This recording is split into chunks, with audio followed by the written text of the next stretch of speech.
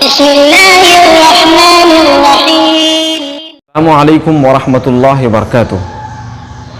الحمدللہ اللہ کے فضل و کرم سے ہم نے رمضان المبارک کے مہینے کو بآسانی صحت و عافیت کے ساتھ اس کے روزے رکھتے ہوئے، اس میں عبادات کرتے ہوئے، صدقات و خیرات کرتے ہوئے گزار لیا۔ اب ہم شوال کے مہینے میں داخل ہو چکے ہیں۔ بہت سے لوگوں کے ذہنوں میں اس قسم کی غلط فہمی ہے، وہ یہ سمجھتے ہیں کہ رمضان المبارک کے اندر ہی روزہ رکھنا ہے یا روزہ رکھا جائے گا، اور یہ بھی سمجھتے ہیں کہ رمضان المبارک کے علاوہ میں کسی قسم کے روزے رکھنے کے کوئی فائدے نہیں ہیں۔ یاد رکھیے، اگر رمضان المبارک کے روزے کے علاوہ بھی آپ دیگر ایام میں روزے رکھیں گے تو اللہ کے یہاں اس کی فضیلت، اس کا مقام، اس کا مرتبہ بہت زیادہ ہے۔ اس چیز کو اگر آپ سمجھنا چاہتے ہیں تو آپ میرے ساتھ مکمل ویڈیو میں بنے رہیں۔ روزہ رکھنے کی پہلی فضیلت یا پہلا فائدہ یہ ہے کہ اللہ رب العالمین بذات خود اس انسان کو روزے کا بدلہ دے گا۔ صحیح بخاری کی روایت میں اللہ کے رسول صلی اللہ علیہ وسلم بیان فرماتے ہیں، اللہ رب العالمین نے ارشاد فرمایا، کل عمل ابن آدم لہ الا الصوم فانہ لی وانا اجزی بہ۔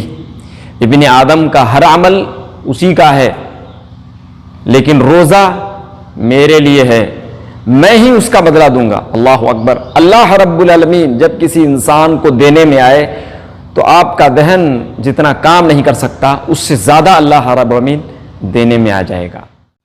روزہ رکھنے کا دوسرا فائدہ یا دوسری فضیلت یہ بھی ہے کہ اللہ تعالیٰ اس انسان کو بے حساب اجر و ثواب عنایت فرمائے گا۔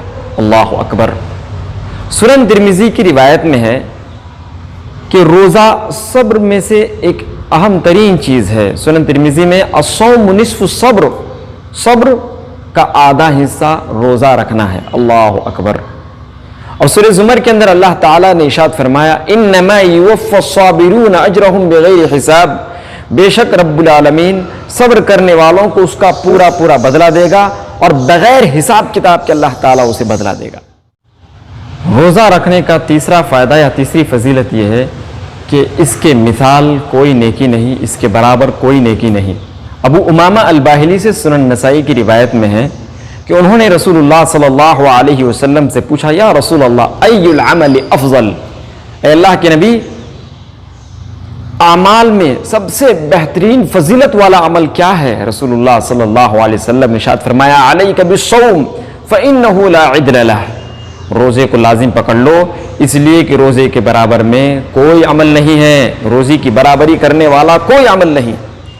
اسی طریقے سے سنن نسائی کی روایت میں ابو امامہ الباہلی رضی اللہ تعالیٰ عنہ بیان فرماتے ہیں، رسول اللہ صلی اللہ علیہ وسلم سے انہوں نے پوچھا، اے اللہ کے رسول صلی اللہ علیہ وسلم مجھے کوئی ایسا عمل بتلائیے جس عمل سے میں لگ جاؤں، جس عمل کو میں اپنا لوں۔ آپ صلی اللہ علیہ وسلم نے ارشاد فرمایا، علیک بالصوم فانہ لا مثل لہ۔ روزے کو لازم پکڑ لے، روزے کو اپنا لے، اس لیے کہ اس کے مثل کوئی عمل نہیں۔ اللہ اکبر۔ روزہ رکھنے کا چوتھا فائدہ یا چوتھی فضیلت یہ ہے کہ اللہ تعالیٰ اس کے ذریعے سے نفسانی خواہشات کا خاتمہ کر دیتا ہے۔ آج بہت سے لوگ نفسانی خواہشات کی وجہ سے پریشانی میں مبتلا ہیں، زناکاری، عیش پرستی اور گنہگاری میں بری طریقے سے لوگ ہلاک ہو رہے ہیں۔ آدمی کو چاہیے کہ روزہ کا اہتمام کرے، اللہ تعالیٰ اس کو نفسانی خواہشات سے محفوظ کر دے گا۔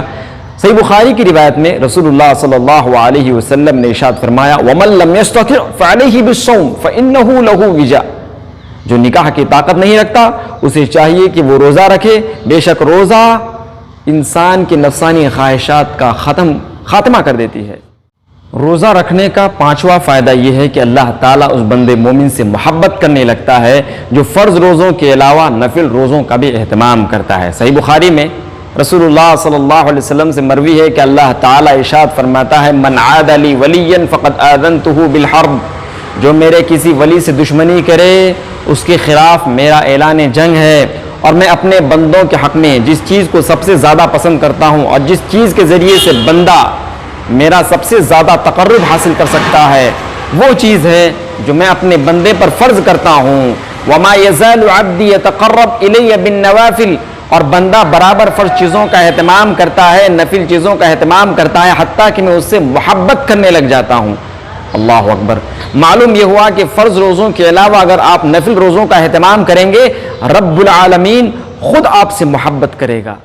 روزہ رکھنے کا چھٹا فائدہ یہ ہے کہ رب العالمین انسان کی اس چیز سے بھی محبت کرنے لگتا ہے جس سے بسا اوقات لوگ نفرت کرتے ہیں۔ آپ کی منہ کی بو سے آپ کی بیوی نفرت کرتی ہے، آپ کے بچے نفرت کرتے ہیں، آپ کے ماں باپ نفرت کرتے ہیں، لیکن رب العالمین روزے دار کی منہ کی بو کو بہت پسند فرماتا ہے۔ صحیح بخاری میں رسول اللہ صلی اللہ علیہ وسلم ارشاد فرمایا والذی نفس محمد بیدہ لخلوف فم الصائم اطیب عند اللہ من ریح المسک، اس ذات کی قسم جس کے ہاتھ میں محمد کی جان ہے، اللہ رب العالمین کے نزدیک روزے دار کے نکلنے والی منہ کی بو مشک عنبر کے خوشبو سے بھی زیادہ اللہ کو پسندیدہ ہے۔ اللہ اکبر۔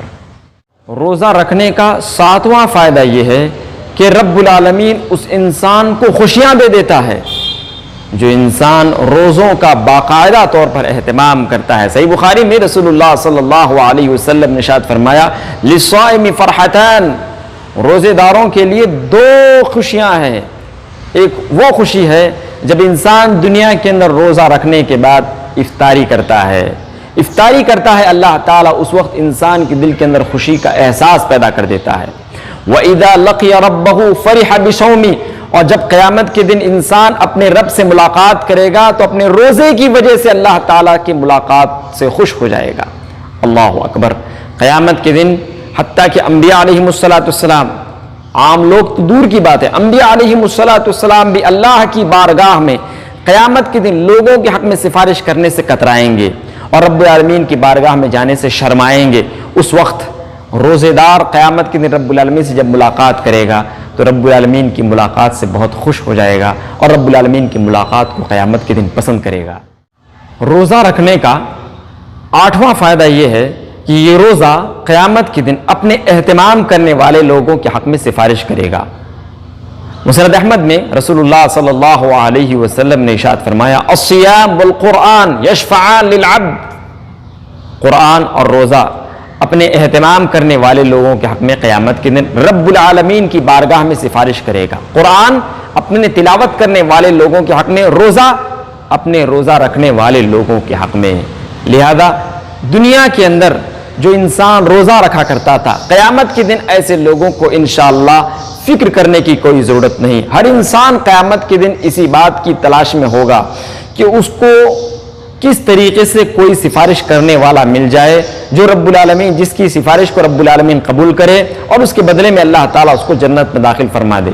جو انسان دنیا کے اندر روزہ رکھا کرتا تھا، بذات خود روزہ قیامت کے دن اس کے حق میں سفارش کرے گا اور یہ روزہ اس انسان کو جنت دلائے گا۔ روزہ رکھنے کا نوواں فائدہ یہ ہے کہ جو انسان دنیا کے اندر روزہ رکھا کرتا تھا، اللہ رب العالمین ایسے انسان کو جہنم سے بہت دور کر دے گا۔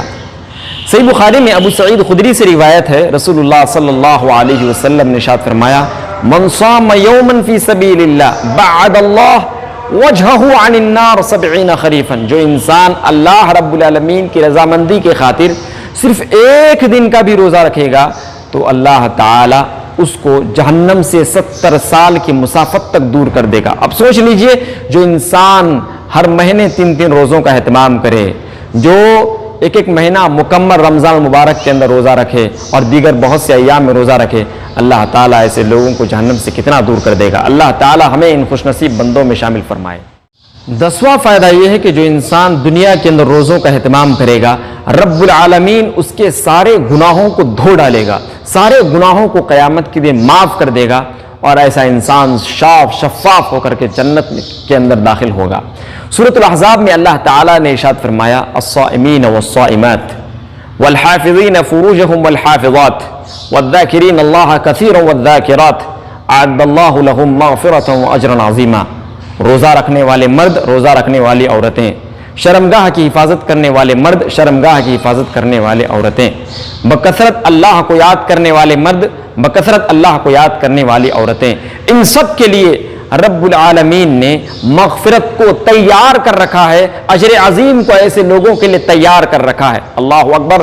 روزے رکھنے والے لوگوں کو قیامت کے اندر اپنے گناہوں کی فکر نہیں ہوگی انشاءاللہ۔ لہذا ایسے انسان کو رب العالمین سارے گناہوں کو معاف فرما کر کے جنت کے اندر داخل فرما دے گا۔ روزہ رکھنے کا 11واں فائدہ یہ ہے کہ جو انسان دنیا کے اندر روزوں کا اہتمام کرتا ہے اور روزے کی حالت ہی میں وفات پا جاتا ہے تو ایسے انسان کو اللہ تعالیٰ جنت میں داخل فرما دے گا۔ مسند احمد کی روایت، رسول اللہ صلی اللہ علیہ وسلم نے ارشاد فرمایا، من صام یوما ابتغاء وجہ اللہ ختم لہ بہا دخل الجنہ۔ جو انسان ایک دن کا روزہ رکھا یا ایک دن کی روزہ رکھتا ہے اور پھر اسی میں اس کی وفات ہو جاتی ہے تو ایسے انسان کو رب العالمین جنت میں داخل فرما دیتا ہے۔ اللہ اکبر۔